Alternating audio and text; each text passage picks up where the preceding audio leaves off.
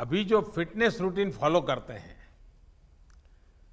मैं जरूर चाहूंगा, देश भी जानना चाहेगा, क्योंकि नौजवान आपको आपकी हर गतिविधि को देखता है, ये आपको कैसे मदद करता है? पहली बात तो बहुत बहुत धन्यवाद सर यहाँ पे हम सबको बुलाने के लिए। सब लोगों ने फिट इंडिया मूवमेंट के बारे में बात करी और इसके फायदे, इसके लाभ हमको रोज अपनी डेली लाइफ में किसी ना किसी तरीके से दिखते हैं। सबने अपने एक्सपीरियंसेस बताए।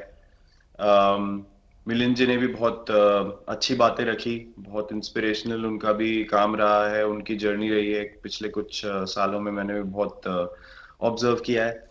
और मेरे खुद के एक्सपीरियंस में सर एक ट्रांजिशन एक्सपीरियंस करने को मिला मुझे कि जिस जिस पीढ़ी में हम खेलना शुरू हुए और जो उस समय खेल की हमारी डिमांड्स थी, वो बहुत तेजी से बदली एक समय के बाद। और मुझे ये एक्सपीरियंस हुआ कि जो एक हमारा सिस्टम बन चुका था, हमारा एक रूटीन बन चुका था, वो हमारे खेल के डिमांड्स के लिए सही नहीं था और उसे बदलना जरूरी था। क्योंकि हमारा खेल बहुत तेजी से आगे बढ़ रहा था और मुझे ऐसा महसूस हुआ कि हम कुछ फिटनेस के पॉइंट ऑफ व्यू से पीछे छूट जा रहे थे। हमारी स्किल में कभी कोई प्रॉब्लम नहीं थी। तो एक स्वामी जी ने भी बात रखी, आपने भी बात करी, मिलिंद जी ने भी पहले बताया। एक जो सेल्फ रियलाइजेशन की बात है कि आपको खुद से रियलाइज हो कि मुझे क्या बदलना है अपने अंदर।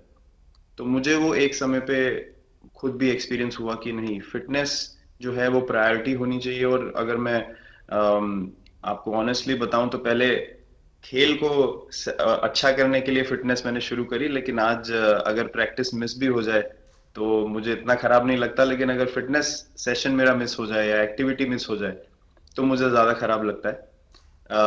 तो इसके फायदे जो हैं तो सर वो सबसे पहले आपको ये जो नया मंत्र जगा, तो दिल्ली के छोले भटूरे का ही बहुत दुखता हुआ होगा।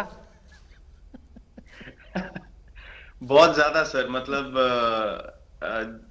जो अभी हमने थोड़ी देर पहले बात करी कि हमारा जो नेटिव डाइट है, एक जिस रीजन से हम आते हैं उसका जो हम वो खाते हैं, उससे मैंने कभी एक्सपीरियंस नहीं किया कि हेल्थ इश्यूज हुए हो या किसी को कोई बीमारियों का सामना करना पड़ा हो। मेरी खुद के एक्सपीरियंस में मेरी नानी, मैंने बहुत समय तक देखा, इतनी ज्यादा उम्र में भी उनकी हेल्थ हमेशा ठीक रही, हमेशा उन्होंने घर का सिंपल खाना खाया। तो मैं जब पला बड़ा तो शहरी खाना, मतलब बहुत ज्यादा बाहर का खाना होता था। खेलने कूदने जाते थे तो आते जाते बहुत सारी चीजें ऐसी खा ली कि जो हेल्थ पॉइंट ऑफ व्यू से अच्छी नहीं है। तो डाइट का भी एक बहुत बड़ा कंट्रीब्यूशन था, जो डिसिप्लिन नहीं था। तो वो फिटनेस, फिजिकल फिटनेस और डाइट दोनों चेंज करना पड़ा सर। उस उसकी वजह से ही चेंजेस आने शुरू हुए। और मैं इस चीज से इसलिए रिलेट कर पाता हूँ क्योंकि जैसे हमारे खेल में चेंजेस आए, आज की लाइफ की भी डिमांड्स बहुत ज्यादा हो गई हैं, बहुत हेक्टिक हो गई है लाइफ। तो अगर हम अपनी फिटनेस को उस पेस के साथ नहीं रखेंगे, सिंक में नहीं रखेंगे, तो हम पीछे छूटते चले जाएंगे। तो अगर हम लोग अपनी फिटनेस को नहीं इंप्रूव करते तो हमारे खेल में भी आज हम बहुत पीछे छूटते चले जाते। क्योंकि आप सिर्फ अपनी स्किल पे डिपेंड नहीं कर सकते। आपका जो मेंटल स्ट्रेंथ है, वो आपका शरीर कितना तंदुरुस्त है और आपका दिमाग कितना तंदुरुस्त है, उस दोनों का एक कॉम्बिनेशन साथ में चलता है। तो अगर मेरा शरीर सपोर्ट नहीं कर रहा है जो मेरा दिमाग सोच रहा है, तो मैं जो करना चाहता हूँ मैं नहीं कर पाऊंगा। तो मुझे आपके ये छोटे सामने छोटे कैलोरी चेंजेस। कम करने का भी तो चैलेंज रहता होगा, और इतना बड़ा काम करने का भी चैलेंज रहता होगा। उसको कैसे हैंडल करते हैं?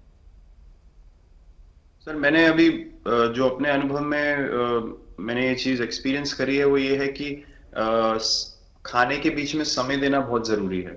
हम लोग बहुत बार खाते हैं और फिर बड़ी मील के बाद वो छोटा छोटा खाते चले जाते हैं पूरा दिन। तो वो जो हमारा सिस्टम है, उसको कहीं प्रोसेस करने का मौका ही नहीं मिलता खाने को, और रात तक हम खाते चले जाते हैं। तो मैं जब छोटा भी था तो 11:30 12 बजे डिनर हो रहा है, उसके बाद मीठा खा के एकदम सो गए। कुछ एक्टिविटी नहीं, कुछ उसके बाद वॉक नहीं। तो आई थिंक ये छोटी छोटी चीजें जो है जो बहुत मैटर करती हैं कि आप अपने अंदर के सिस्टम को भी कितना समय दे रहे हैं उस खाने को प्रोसेस करने के लिए जो आप खा रहे हैं। अ, तो उसके लिए अवेयरनेस बहुत जरूरी है कि आप किस वजह से कर रहे हैं। आप अपने आप को ओवरऑल फिट रखने के लिए कर रहे हैं या फिर सिर्फ वेट लॉस के लिए कर रहे हैं, जैसे अभी रुजुता जी ने बोला। तो प्रायोरिटी बहुत जरूरी है अपने दिमाग में कि आप आपकी इंटेंशन ठीक होनी चाहिए, फिर अकॉर्डिंगली आपके रिजल्ट्स भी वैसे ही आएंगे बाहर। मैंने सुना है कि इन दिनों टीम के लिए एक योयो टेस्ट हो रहा है। क्या ये कैप्टन को भी ये योयो टेस्ट करवाना पड़ता है कि आपको छुट्टी होती है? और योयो टेस्ट होता क्या है? क्या क्या क्या करना पड़ता है?